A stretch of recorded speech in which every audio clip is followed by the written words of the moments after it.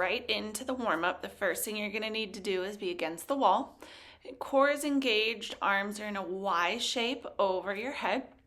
Keeping them nice and straight, you're gonna exhale as you pull them straight back behind you, making sure you don't flare the ribs, keeping that core super engaged. Range of motion is super small here, so don't feel like you're trying to crank them way back.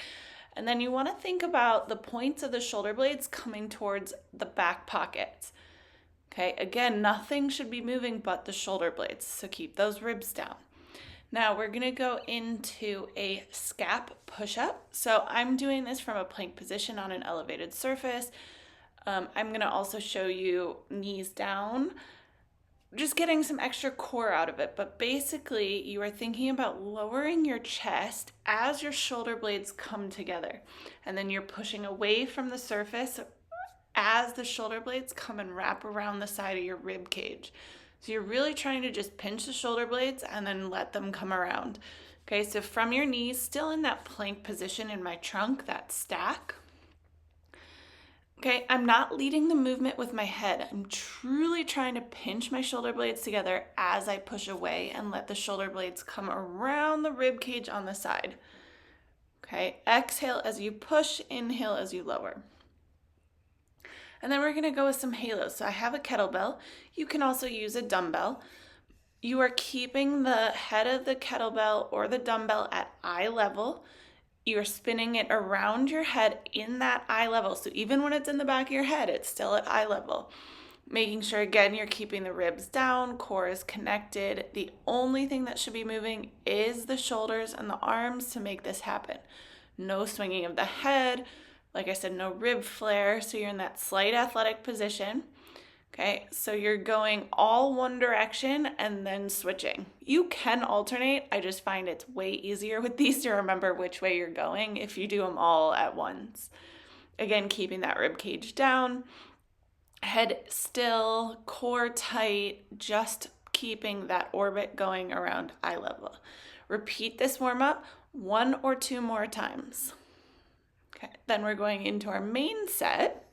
So we're gonna need a set of light to medium dumbbells, and we're starting with an alternating L raise.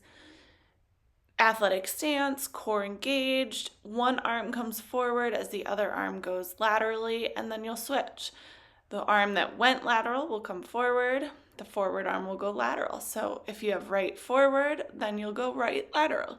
If you have left lateral, then you'll go left forward. Okay, so you're making an L shape when you're at the top, making sure you're not lifting the dumbbells any higher than shoulder height.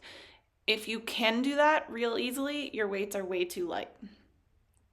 Okay, I have a band anchored off to the side, athletic stance, and the goal here is to really focus on the shoulder blade. Okay, I'm also just checking in, making sure core is engaged, arm stays as straight as you can without locking the joint.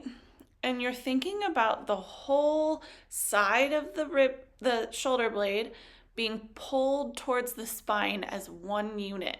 Don't let the top or the bottom tip towards that spine by itself. Okay, you should not feel this where I'm holding right now in that neck area, the upper traps. So making sure you're keeping that shoulder blade down and away from the ear. Band, as you can see, is going across my body. So if it's anchored to my right, my left hand has the band. Also shoulder height here. Shoulder blade moves as one straight line towards your spine. You're thinking about kind of bra line area, making this work. Shoulders are down and away from your ears. You are not shrugging. Core stays engaged. You're truly just thinking about that shoulder blade moving and gliding. Exhale as you pull back. Inhale as you come forward. All right, going back to our weights now. You are going to start with Zotman curls. Okay, so you're gonna start with curling palm up towards the ceiling, rotate palm towards the floor, lower down. Keeping the palm towards the floor, raise up, rotate palms back up, lower with palms facing up. So you're rotating at the top each time, and you stay that way until you rotate again at the top. Okay, really great for getting multiple angles, multiple rotations, lots of good things. So you may not feel this in the same way you feel, say, just a regular bicep curl, because you're moving so many other parts and pieces. Okay, now hinge, we're going into a tricep extension. Knees stay over midfoot, butt pushes back, back is nice and flat. Really giving the back of the arms or those triceps a good squeeze as you extend, and then controlling the dumbbell back towards your body, keeping a 90-degree elbow. Don't come all the way back up towards your chest. Core should be firing up because it's holding you stable, and you're controlling the arms.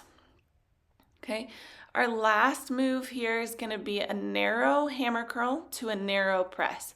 So you're doing palms facing each other and then pressing up. Finish the curl after the press. Okay, coming all the way back down to straight arms with each one. When you press up at the top, ribs should stay down, abs are connected, arms should land next to your ears, nice and straight, full extension at the top. Controlling the movement at the bottom, making sure you're not swinging to get that bicep curl going. Okay, and you might find that if you have a weight heavy enough to burn your shoulders, it might be too hard for the bicep curl. So you might need to go a little lighter than what would be for shoulders. But because you're coming from that core and everything else we've done so far today, trust me, you're gonna feel it. It's still gonna get those shoulders well. Okay, do this 2 or 3 more rounds and let me know if you have any questions.